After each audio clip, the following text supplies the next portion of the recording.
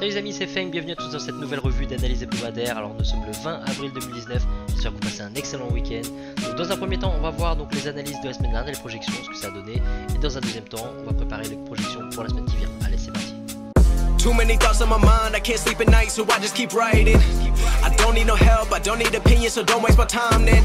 I just been living online, my city don't show me no love and that's fine. Alors comme d'habitude, n'hésitez pas à vous abonner, mettre un petit pouce bleu si vous aimez ce que je fais. Et bien sûr, laissez vos questions en commentaire, j'y répondrai avec plaisir. Allez, on commence. Alors on commence par EURUSD. Donc EURUSD cette semaine c'était un petit peu compliqué parce que le setup, bon, il se passait bien au niveau des 1.13 institutionnels, mais on était dans une zone vraiment encombrée. D'accord, quand je dis encombré, c'est qu'on avait un instit des 250 pips, et à chaque fois qu'on a un instit des 250 pips, vous avez dû remarquer qu'on a des instits de 100 pips à 50 pips d'écart au-dessus et en dessous.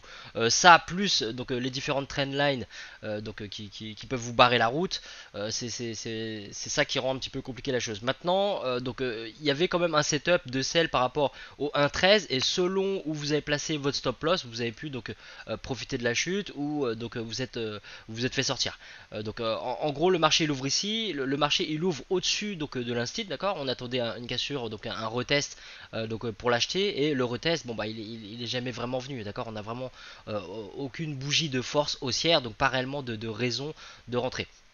Ensuite, qu'est-ce qui se passe? Donc on a par contre des rejets en dessous de l'instit. Ok, donc on a une belle englobante baissière ici, et donc ça c'était le premier signal qui pouvait vous inciter à vendre. Après ça, on a eu encore des marteaux. Donc c'est vrai que ici, là, vous avez eu des signaux pour rentrer. Maintenant, cette hausse là a pu vous sortir selon où vous avez mis votre stop loss. Donc ceux qui rentrent en agressif, bon, vous avez quand même un peu plus de marge, donc il n'y a pas de raison que vous soyez fait sortir. Maintenant, ceux qui sont rentrés à la fermeture, par exemple ici, je dis toujours de mettre bien sûr le stop loss au-dessus d'une certaine barrière. Alors si vous avez mis votre stop au-dessus de ce précédent bas là, précédent haut pardon, bah vous n'êtes pas fait sortir. D'accord, donc il faut toujours laisser un peu de marge. On a un instit intraday à 20 qui est ici, 13-20. Ok, donc 13-20, et puis quand vous voyez le haut qui est là, la logique, le minimum, vous savez très bien que c'est de le mettre au-dessus du précédent haut. Donc ça, je le dis souvent, c'est toxique. Il faut toujours mettre un petit peu, de donner un peu plus d'espace à votre stop loss. Donc si vous avez suivi ce conseil de mettre un petit peu plus de marge pour votre stop, vous n'êtes pas fait sortir ici, et donc vous êtes comme moi, vous êtes encore dans le trade, et on le maintient, et on verra donc si on vise au moins les 1,12 pour maintenir un ratio risque-profit intéressant. Voilà, donc EURUSD, c'était pas très clair, d'accord. Il était possible de se faire sortir, mais sinon, voilà, il y avait le risque aussi par rapport à la trendline, la structure qui était haussière. Mais voilà, c'est ceux qui sont encore en profit, bah écoutez, normalement vous êtes déjà à break-even, hein. Enfin, ceux qui sont encore dans le trade, vous avez 60-70 pips de profit. Là, vous pouvez commencer à protéger votre position et donc viser les 1,12. On verra pour la semaine prochaine ce que ça donne. Alors, GBP USD, donc c'était déjà beaucoup plus clair que EURUSD, et d'ailleurs par rapport à EURUSD, si vous voulez, quand c'est pas très clair, quand le setup il est pas parfait, rien ne vous force à le prendre, d'accord. Là, vous pouvez très bien rester à l'écart, et c'est aussi ça d'être trader, c'est d'observer, d'analyser et d'être exigeant avec ses setups, d'accord. Donc si le setup il est pas parfait et qu'il correspond pas exactement à votre plan, vous n'avez pas de raison de rentrer dedans, et vous allez voir là sur les différentes paires majeures qu'il y avait largement de quoi faire avec des setups qui sont vraiment eux qui sont très clairs, et que voilà, donc le but c'est de ne pas forcer des trades et de ne pas vouloir absolument rentrer dans tout ce qui bouge, parce que des opportunités il y en aura toujours. Alors justement GBP USD, donc vous voyez le marché il ouvre ici, et là par contre là c'est clair, là on a vraiment un rejet des 1,31, d'accord. Le marché il ouvre ici, donc le lendemain, donc le lundi, qu'est-ce qu'on a? Donc on a un rejet des 1,31 institutionnels. Alors le premier rejet ici, si vous voulez, ce que j'aime pas trop, c'est que le prix il ferme quand même au-dessus de l'instit, hein, d'accord. Donc c'est vrai qu'on a un rejet, mais il y a quand même une mèche en dessous, ça ressemble un petit peu à un doji. Faut faire attention, les doji ça reste quand même de la bougie d'indécision. Par contre la bougie d'après elle a aucune ambiguïté. D'accord, la bougie d'après, on voit bien là que c'est vraiment un marteau baissier, et donc là il était possible de rentrer ici, et ça vous êtes pas mal à l'avoir attrapé, et donc bravo à vous tous. Et sur GBP USD, bah écoutez, derrière la chute a été simple, même si vous avez mis à break-even par rapport à la trendline qui pouvait faire rebondir le prix il est jamais retourné vous sortir, et derrière donc vous voyez il a chuté donc jusqu'à 29,77, donc il y a eu une chute de 120 pips, et donc il était facile de prendre au moins 100 pips là-dedans. Ok, donc il fallait quand même se méfier du bloc de contrat. Le bloc de contrat, il a quand même pas mal fait rebondir le prix, donc c'était bien de se méfier et de verrouiller peut-être une petite portion, vous voyez, à 20 pips de l'instit. Donc c'est un instit intraday à 20, 30-20, plus le bloc de contrat. Donc c'était ceux qui ont verrouillé ici, qui ont vu la chute derrière, surtout, ne regrettez rien, d'accord. Vous avez pris une précaution et des fois ça va vous sauver de prendre cette précaution parce que le bloc, il aurait très bien pu aussi rejeter le prix brutalement comme ça, et ça on peut pas le deviner à l'avance, d'accord. Donc voilà, ne regrettez rien, surtout que vous avez pris un profit, donc bravo à vous tous, et ne regrettez pas d'avoir verrouillé une portion ici, et d'avoir laissé un peu d'argent sur la table. On laissera toujours un peu d'argent sur la table, surtout que vous voyez quand on voit ce marteau sur un instit, sur le bloc de contrat, bah ça donne pas envie de rester dedans. Donc si vous restez derrière ici, c'est que vous êtes resté avec une portion de votre trade. Mais normalement, avec ce genre de signal sur une zone aussi forte, logiquement, vous avez atteint déjà votre ratio risque profit, vous coupez votre position. Okay, donc voilà, GBP USD, 100 pips de chute, setup très clair cette semaine. Alors UJ cette semaine, c'était la paire vraiment ennuyante, il s'est rien passé du tout, et la semaine dernière, vous voyez, ça peut être une paire qui vous paye 100 pips dans la semaine, ou une paire qui fait rien du tout, et c'est vrai que régulièrement UJ nous fait ce coup là de pas bouger. Donc si vous êtes aussi donc, dans un setup de sell, le setup de sell il est valable, d'accord. On a des rejets, le prix il est maintenu sans cesse en dessous des 112. Maintenant il faut faire attention, hein. Là ce que ça veut dire c'est que là, vous voyez, donc pour ceux qui ont reçu le mail de la newsletter où je vous parle de tout ce qui est build up, donc de consolidation près d'une résistance, il faut comprendre la psychologie derrière la chandelle, d'accord. Donc là c'est vrai que le prix il est maintenu en dessous des 112, par contre le fait que le prix maintienne en dessous des 112, ça peut aussi vouloir dire que les acheteurs ils maintiennent des achats, ils sont prêts à acheter cher UJ, d'accord, parce qu'ils ont des projets derrière la tête, d'accord. Donc les vendeurs ils maintiennent, donc ils maintiennent la pression, mais les acheteurs eux, plutôt que d'attendre un retracement ou d'acheter moins cher, donc d'acheter discount, ils sont prêts à acheter, vous voyez, plutôt cher, pour maintenir le prix. Donc est-ce que la semaine prochaine UJ va casser cette résistance institutionnelle des 112? On ne sait pas, on peut pas savoir, on n'a pas besoin de savoir, de toute façon on verra, on va réagir par rapport au pattern du price action, et voilà. Mais bon, sur UJ pas grand chose à dire cette semaine, donc la paire a dormi dans un mini range au niveau de la résistance institutionnelle. Alors AUD-USD, donc on a eu un beau setup cette semaine, donc rejet des 0,72 institutionnels, donc c'était vraiment, vous voyez, ceux qui rentrent en agressif, vous n'êtes vraiment pas inquiétés à aucun moment, le prix il est monté même pas 10 pips au-dessus de l'instit, il a été rejeté directement, et donc voilà, vous voyez ce genre de pattern, là ça sur le plus gros time frame, ce sont c'est tout simplement un pin bar, hein, d'accord, on a un genre d'evening star là, mais donc qu'est-ce qui pouvait aussi appuyer ce setup, c'était tout simplement qu'on avait un setup de mean reversion, d'accord. Donc là vous voyez, j'ai mis la moyenne mobile, un retour à la moyenne.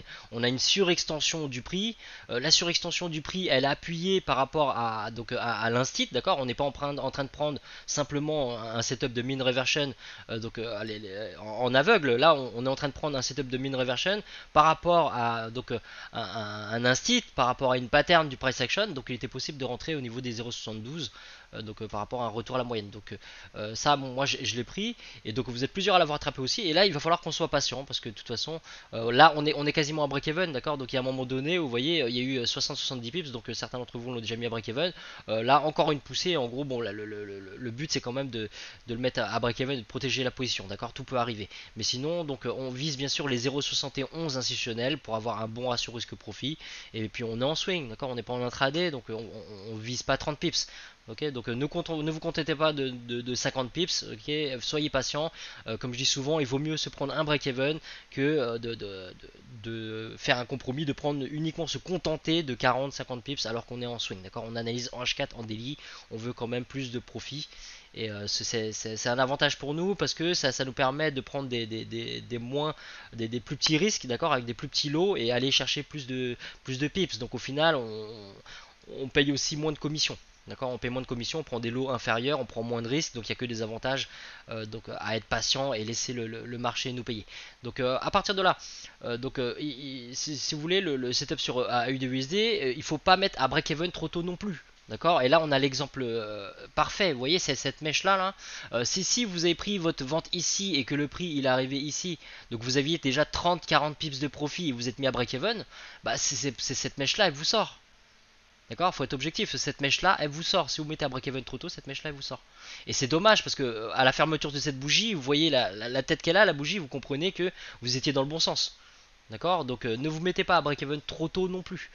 Donc c'est vrai qu'il y avait un risque par rapport à la trendline, mais là, si vous voulez, le fait de mettre à break-even trop tôt, et ben vous vous faites sortir, d'accord. Donc après, on a quand même un bel indice encore de chute avec cette englobante magnifique, mais là, bon bah rentrer ici, c'est rentrer en plein milieu du range, hein. D'accord, donc certes on a une cassure de la trendline, mais on attend toujours un retest parce qu'une cassure, vous voyez, c'est pas suffisant, il y a beaucoup de fausses cassures. Vous voyez bien que le prix ici, il passe en dessous, ça l'empêche pas de redécoller derrière. D'accord, donc prendre en plein milieu du range, donc ce genre de setup, ça peut passer ici, mais ça vous garantit pas que sur le long terme ça va marcher. D'accord, donc la cassure elle est là, on a un retest ici, encore une englobante derrière, bah on va pas rentrer ici avec un instit qui est juste là. Okay. Donc voilà, donc ceux qui sont encore dedans, donc bravo à ceux qui ont rattrapé la vente sur les 0,72, on verra la semaine prochaine ce que ça donne. Et donc bah, jusqu'à maintenant, vous voyez, il y a eu quoi? Il y a eu à peu près donc 60 pips sur AUD/USD. Certains d'entre vous ont verrouillé une petite portion, c'est bien d'être prudent aussi. Chacun possède le management de sa position, il faut voir un petit peu ce qui vous met à l'aise, voir ce qui est rentable pour vous. Et le plus important, bah, c'est de tout noter dans un journal, parce que si vous ne notez pas dans un journal, vous n'allez pas pouvoir justement voir ce qui marche le mieux pour vous. Vous n'allez pas pouvoir modifier, réajuster, voir quel type de management est le meilleur pour vous. Est-ce que mettre à break-even à 30 pips c'est mieux ou moins bien? Est-ce que ça vous rapporte plus ou pas? Est-ce que verrouiller une portion de votre profit à 30 pips, etc. Est-ce que c'est intéressant ou pas? Vous voyez, c'est le genre de questions qu'il faut se poser et on est tous différents dans nos résultats, dans nos trades, dans nos setups. Donc voilà, il faut absolument tenir un journal et analyser votre journal, faire des statistiques pour déceler donc, ce qui marche le mieux pour vous. Alors NZD/USD, c'était un petit peu la douille de la semaine, je dirais, parce que là on était donc sur une belle zone institutionnelle en bas du range avec le bloc de contrat qui tenait bien, etc. Et qu'est-ce qui s'est passé? Bah, le prix il a tout simplement traversé. Donc à partir de là, si vous voulez, si vous êtes rentré sur le scénario vert à l'achat, il n'y a absolument rien à regretter, d'accord? Les probabilités étaient dans votre sens. Et comme je dis souvent à mes étudiants, bah, si vous avez 6 chances sur 10 de que le range y tienne et 4 chances que ça casse, et bah c'est pas parce que c'est tombé sur une des 4 fois que c'est une bonne solution de jouer la cassure du range, d'accord? On préfère quand même rester du côté donc qui nous offre les meilleures probabilités parce que sur le long terme c'est ce qui va nous apporter du profit et donc de la rentabilité. Ok, donc ceux qui ont pris l'achat par rapport au bloc, par rapport à l'instit et qui se sont fait sortir, n'ayez absolument aucun regret, d'accord? Aucun regret. Vous pouvez pas vous dire ah bah tiens j'aurais dû mettre un stop loss plus large, si j'avais mis un gros stop loss, etc. Je serais encore dedans. Ça c'est pas une bonne idée du tout. D'accord, il vaut mieux être sorti, se faire sortir avec le stop loss plutôt que de mettre des gros stops, être encore dans ce trade là, que ça se passe bien et que la prochaine fois, bah, quand ça se passe mal, et bah, vous prenez une grosse perte. D'accord, on veut jamais de grosses pertes. Souvenez-vous de ça, d'accord. Seulement 4 issues à vos trades. Gros gain, petit gain. Petite perte, break-even, d'accord, mais on veut jamais de grosses pertes. Donc voilà, donc NZD/USD, donc après, bon, vous voyez, il y a le scénario orange, le rejet ici. Donc le rejet, vous voyez, si vous rentrez au niveau donc, de l'instit à 0,67, le prix il est descendu à 0,6665. Donc selon où vous avez mis votre stop loss, si vous êtes rentré en agressif, si vous ne l'avez pas mis à au moins 50 pips de votre point d'entrée, et ben vous avez pu vous faire sortir très vite. D'accord, mais voilà, si vous êtes rentré en agressif, il y a eu un rebond de quoi? De même pas 50 pips. Ok, et derrière vous faites sortir soit à break-even ou bien vous prenez votre perte tout simplement. Donc voilà, NZD/USD c'était vraiment compliqué cette semaine, mais c'est ça le trading, ça arrive, hein. Donc il faut l'accepter. L'erreur à ne pas faire, c'est de s'imaginer qu'il y a une solution parfaite pour pallier à ce genre de situation. D'accord, ça c'est l'erreur qu'il ne faut pas faire. Il faut pas il faut pas culpabiliser, il faut pas se dire qu'est-ce que j'aurais pu faire de mieux, est-ce qu'il y a une information qui me manquait, si j'avais su ci ou ça, j'aurais pu faire comme ci ou comme ça. Ça c'est se torturer pour rien. Vous avez respecté votre setup, c'est pas passé, c'est normal. C'est normal, d'accord? Ça arrivera toujours, ça arrivera encore, et parfois ça arrivera même plusieurs fois d'affilée, et il faut l'accepter. La vraie difficulté dans le trading, elle est là, elle est de surmonter ce genre de perte en vous rappelant que le setup il était bon et que bon bah voilà, c'est juste une perte de plus, et c'est pas grave du tout, d'accord? Mais rappelez-vous que la psychologie, votre attitude face au marché est plus importante que n'importe quelle analyse technique. Si votre analyse technique tenait la route, il n'y a absolument aucune raison de regretter, et ne perdez pas de temps à essayer de chercher 50 000 solutions différentes pour éviter ce genre de pertes, parce que vous ne trouverez pas de solution. D'accord, il y aura toujours des moments où vous allez manger des pertes alors que votre setup il était parfait. Le mieux à faire, c'est de vous féliciter, et ça peut paraître bizarre de dire ça, mais félicitez-vous d'avoir suivi votre plan. Félicitez-vous d'avoir eu de la discipline, et félicitez-vous d'avoir posé votre stop loss correctement et d'avoir encaissé votre stop loss comme n'importe quel trader. Alors USD4, donc il a fait plaisir cette semaine, donc c'était un petit peu la poule aux œufs d'or donc de cette semaine. Donc vous êtes vraiment beaucoup à avoir attrapé au moins un setup sur les 3 qui sont passés. Et donc là vous voyez le prix, il a fait que rebondir, et c'est vrai que USD4 il fait souvent ça, mais vous voyez le marché il est là dans ce range, le range il est respecté. Donc vous voyez l'exemple juste avant où je vous disais que NZD USD, bah, le range il est cassé et vous avez fait perdre, et bah sur USD4 vous vous rattrapez 3 fois quoi.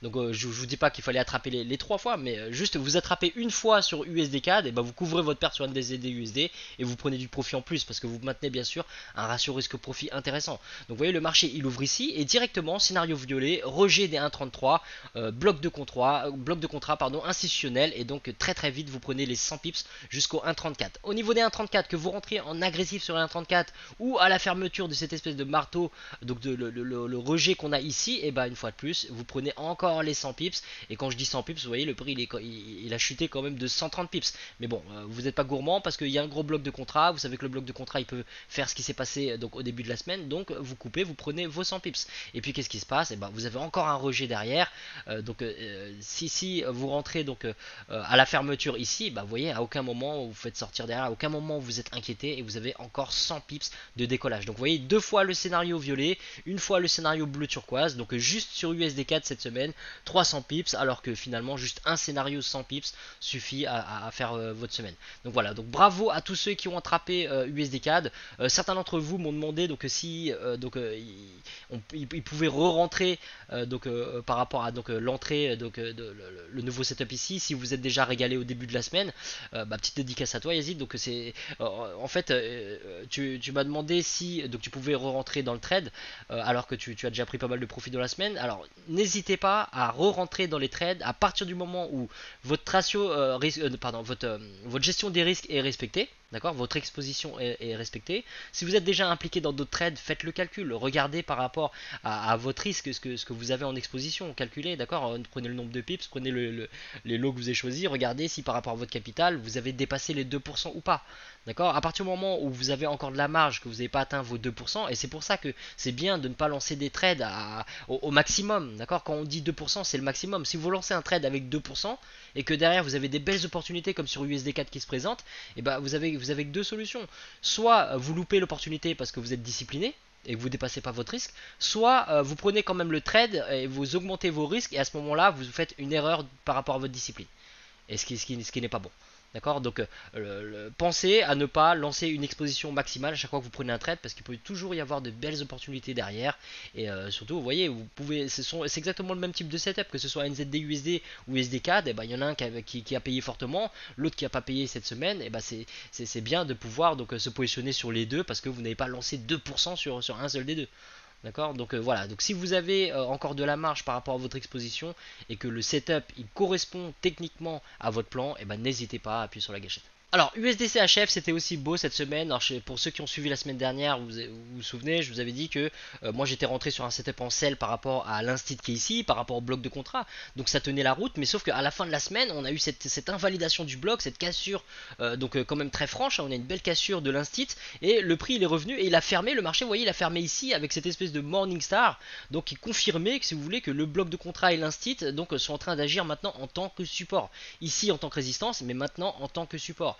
Et qu'est-ce que je vous disais la semaine dernière? Vous pouvez vérifier dans la revue. Je vous disais que moi, j'étais dans une position en vente et que ça sentait plutôt mauvais, et que j'attendais l'ouverture du marché pour fermer ma position. D'accord, donc ce que j'ai fait, bien sûr, donc à l'ouverture du marché, j'ai préféré encaisser ma perte, et donc le prix, si vous voulez, il aurait même pu chuter derrière, j'aurais pas eu de regret. Pourquoi? Parce que je ne reste pas dans un trade par rapport à des émotions. D'accord, par rapport à un feeling, je ne reste pas dans un trade parce que j'ai une sensation que, j'ai une intuition que. Je reste je coupe ou je reste dans un trade par rapport à des patterns techniques. Il faut que les règles elles soient précises pour justement tenir les émotions à l'écart. Donc là, ce que j'ai vu techniquement, mon setup, il avait plus de raison d'être. Ma vente ici, elle avait plus de raison d'être. Moi, ce que je voulais, c'était un rejet des 1 institutionnels et du bloc de contrat. Le prix, il n'a pas du tout été rejeté. Au contraire, il est cassé, il est resté au-dessus de l'instit. Et puis quand il est revenu travailler l'instit, il a retesté. Donc, si vous voulez, à ce moment-là, à la fin de la semaine dernière, le prix, il aurait pu chuter, repasser en dessous. Et à ce moment-là, ça aurait été une fausse cassure. Sauf que le marché, qu'est-ce qu'il a fait?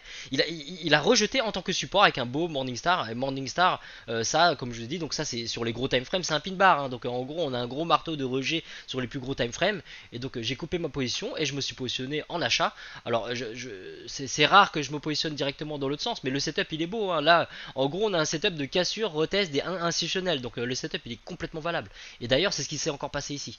D'accord. Donc moi ce que j'ai fait c'est que j'ai pris ma perte et j'ai assuré mon profit. Donc en fin de semaine j'ai fermé sur les 1 institutionnels. Et vous voyez, j'ai laissé quasiment 60 pips sur la table. D'accord. Et quand j'ai vu ça derrière, bon bah j'ai pas eu de regret. Bien sûr, on s'est dit ah bah j'aurais pu laisser mon trade, j'avais rien d'autre à faire, juste le laisser tourner, j'aurais pris plus. Mais des fois, vous coupez ici, puis le prix il se renverse et vous êtes bien content d'avoir fermé.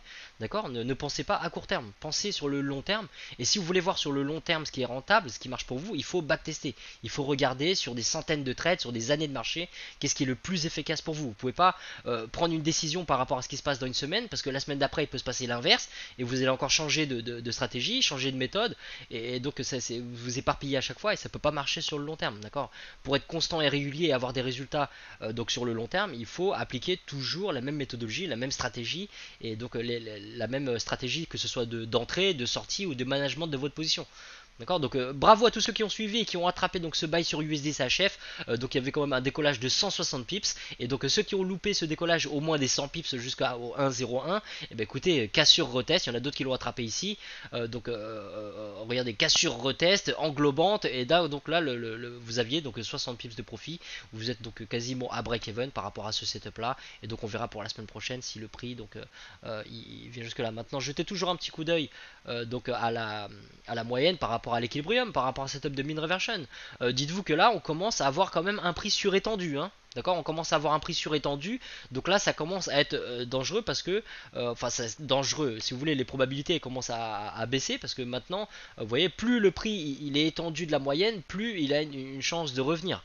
D'accord. Donc là, idéalement, ça serait quoi? Idéalement, hein, on aimerait que le prix il vienne jusqu'au 1,02 et là, le setup de mean reversion il serait parfait. Hein. Prendre une vente en agressif ici, c'est le genre de setup où vous avez un ratio risque-profit qui est excellent et personnellement, c'est le genre de trade où moi je veux bien perdre sur ce genre de trade.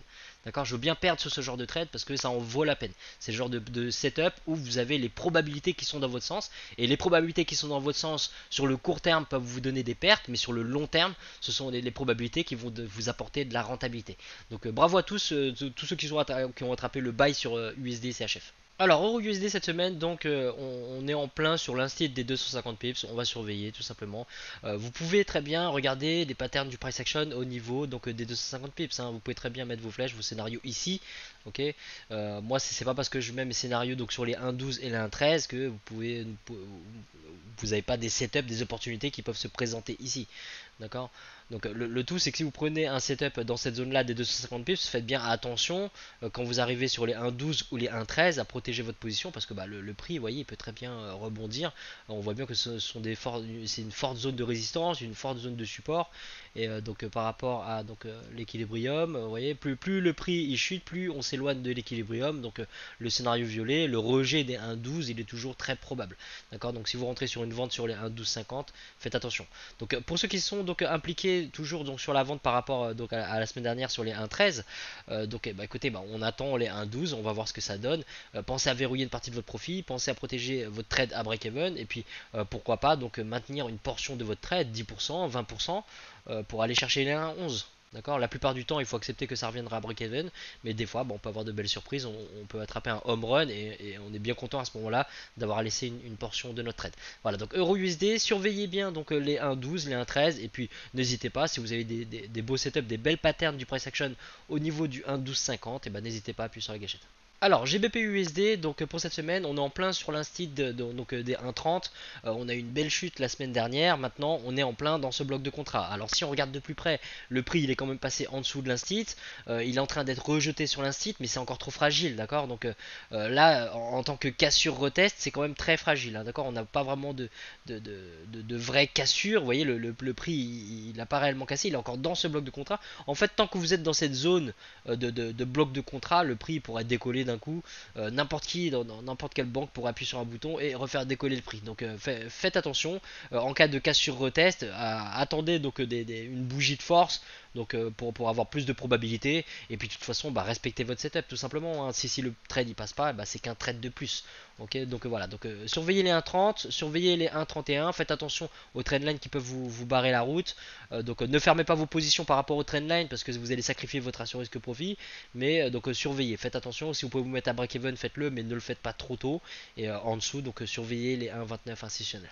Alors UJ cette semaine, donc on va voir, hein, d'accord. Le prix, comme vous avez pu voir, il est toujours au niveau des 1 des 112 et donc le prix il peut très bien, donc là on peut avoir une accumulation en dessous de la résistance pour un décollage du prix, ou bien tout simplement donc une accumulation donc pour de la distribution et pour faire chuter. Donc on verra, d'accord. On ne parie pas. Pour l'instant le prix il est en dessous de l'instit, donc c'est plutôt baissier, d'accord. Donc ça veut dire que le prix, les vendeurs sont là à maintenir la pression. Maintenant à chaque fois que les acheteurs font des attaques, et ben ils absorbent des contrats des vendeurs. Donc il y a un moment donné où on va voir si les vendeurs ils sont assez solides pour maintenir la pression, d'accord. Et ça on peut pas le savoir à l'avance, on peut pas deviner, donc on verra tout simplement en termes de price action ce que ça donne. Soit on est en vente et ça se passe bien, soit ça se passe pas bien et à ce moment là on encaisse notre stop et on cherche des patterns, voir s'il y a une possibilité de re-rentrer, d'accord. Mais ne rentrez pas juste parce qu'il y a une cassure, ne rentrez pas juste parce que ça a tapé votre stop. Attendez quand même un rejet, un vrai retest, que le prix soit maintenu au niveau au-dessus des 112 avant de vous positionner à l'achat. Et donc en dessous et au-dessus, bah, surveillez les 113 bien sûr, institutionnels toujours, et les 111 avec ce bloc de contrat de la semaine d'avant qui a quand même pas mal fait décoller le prix. Donc si le prix vient à chuter au niveau des 111, on a ce bloc de contrat, on a l'instit, on a voyez, une confluence avec la trendline, donc on a quand même une zone très très forte. Et puis n'oubliez pas de rajouter aussi vos points pivots, d'accord. Donc les points pivots, rajoutez bien les points pivots weekly, mais au niveau des points pivots monthly déjà, alors attendez, on va enlever les précédents. Voilà, regardez, on a un point pivot monthly qui est ici, qui appuie encore plus cette zone. Donc vous voyez, on a une zone qui est très très forte. Donc ça ne veut pas dire que le prix va forcément rebondir. Le prix peut très bien casser, mais si le prix il casse toute cette zone là, là on comprend que les acheteurs ils sont vraiment déterminés, d'accord. Ils ont réussi à casser donc le bloc de contrat, l'instit, la trendline, le point pivot. Donc à ce moment là, on attend un retest donc pour se positionner en vente sur les 111. Alors AUD-USD cette semaine, donc ceux qui sont encore impliqués dans le sell, eh ben, écoutez, on attend toujours donc que le prix il aille au niveau des 0,71. On n'a aucune certitude bien sûr, mais c'est le setup, d'accord. Donc certains sont déjà à break-even, sinon attendez encore une poussée et mettez-vous à break-even. Et donc voilà, donc au-dessus faites attention donc au point pivot, d'accord. Si vous rentrez dans le scénario rouge et que donc vous prenez un rejet des 0,72, faites donc attention à ce point pivot, d'accord. C'est pas parce que ici le point pivot il n'a pas retenu le prix, enfin il n'a pas retenu le prix, vous voyez quand même qu'on a eu un beau rejet, hein, d'accord. Donc ici en tant que résistance, il tient en tant que support. Cette bougie là à un moment donné, si vous voulez, elle était toute verte, elle était jusqu'ici, d'accord. Donc le point pivot, il faut pas le sous-estimer, c'est un point pivot mensuel et les banques surveillent ce genre de zone de prix. Ok, donc voilà, donc sinon surveillez les 0,71. En cas de cassure retest scénario vert, attendez bien que votre bougie est ferme en dessous du point pivot, c'est toujours plus prudent. Et donc sinon scénario orange, cassure retest des 0,72.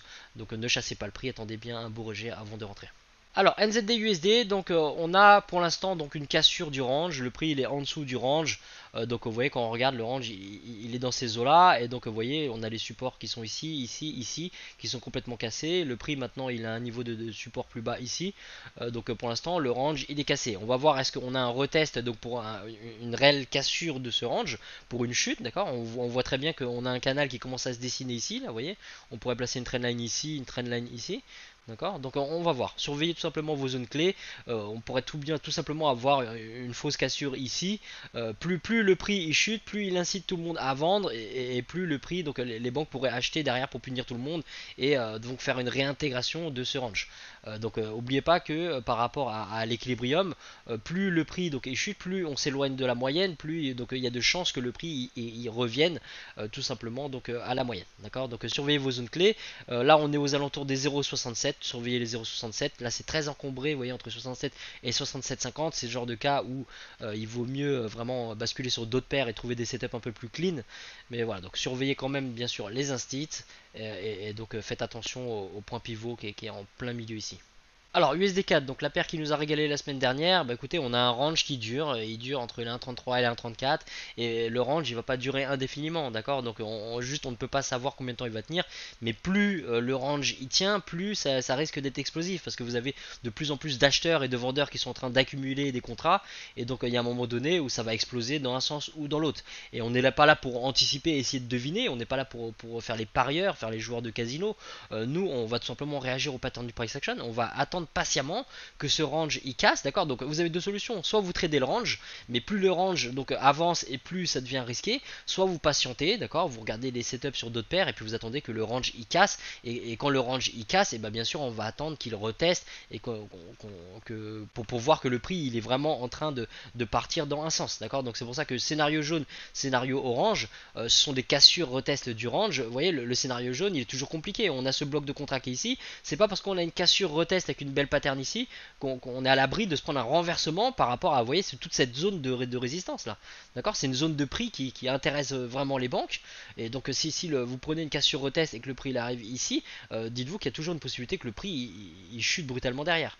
D'accord, donc dans l'autre sens c'est exactement la même chose, d'accord. Cassure retest, le scénario orange des 1,33, on est toujours dans le bloc de contrat haussier, donc le prix pourrait très bien se remettre à décoller, d'accord. Mais suivez votre setup et puis surtout ne regrettez rien, d'accord. Si ça se passe pas bien, dites-vous que c'est qu'un trade de plus et vous devez avoir une vision à long terme et tant que vous avez respecté techniquement vos setups et que vous n'avez pas agi émotionnellement, et vous pouvez vous féliciter d'avoir eu de la discipline et donc ne pas regretter donc d'avoir pris le trade. Alors USD-CHF, donc magnifique hausse la semaine dernière et pour l'instant on a une cassure retest des 1,01, donc pour l'instant le setup il est haussier, donc ceux qui sont en achat, écoutez, il faut viser les 1,02, d'accord. Donc surveillez tout simplement les 1,02. Donc si le prix il vient jusque là et puis si le prix rechute, forcément surveillez les 1,01. Maintenant souvenez-vous, on a donc un éloignement de l'équilibrium, on a une extension du prix par rapport à l'équilibrium qui commence à être assez importante. Donc là, il y a des possibilités déjà de renversement. Idéalement, je vous dis, si on a encore une poussée à la hausse, donc c'est tant mieux pour ceux qui ont acheté ici, mais il faudrait pas être trop gourmand, d'accord. Donc si vous êtes rentré ici et que le prix il arrive sur les 1,02, commencez pas à vous faire des projets sur la comète en vous disant le prix il pourrait aussi monter à 1,03, 1,04, etc.